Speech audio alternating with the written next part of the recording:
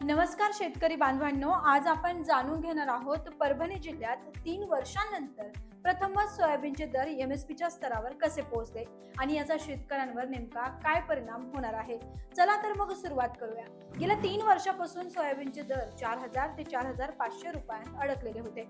शेतकरी कित्येक दिवस एमएसपी मिळावा म्हणून वाट बघत होते, पण पहिल्यांदाच सोयाबीनचा मार्केट भाव एमएसपी म्हणजे 5,328 रुपये प्रति क्विंटल पर्यंत पोहोचला.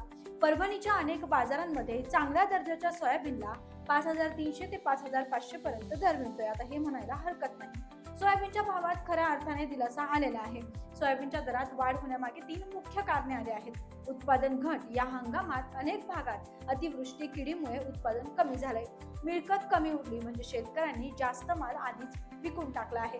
तेल उद्योगांची अचानक मागणी वाढली आहे. मिल्सकडून खरेदीचा जोर. या तिन्ही गोष्टीमुळे बाजारात स्पर्धा वाढली आणि भाव वर गेले. येथे मोठा प्रश्न, ही वाढ शेतकऱ्यांना किती उपयोगाची.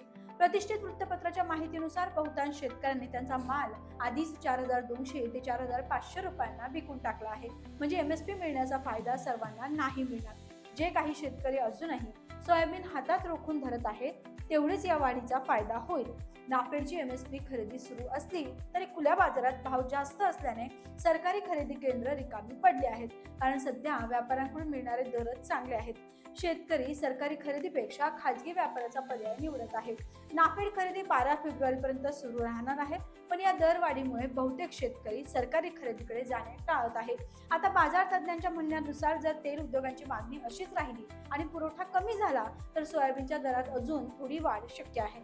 मात्र गुणवत्ता खराब असलेल्या मालाला एमएसपी खालीच दर मिळतील, म्हणून कोणता माल कसा विकायचा हे ठरवताना सावधगिरी बाळगणं गरजेचं आहे.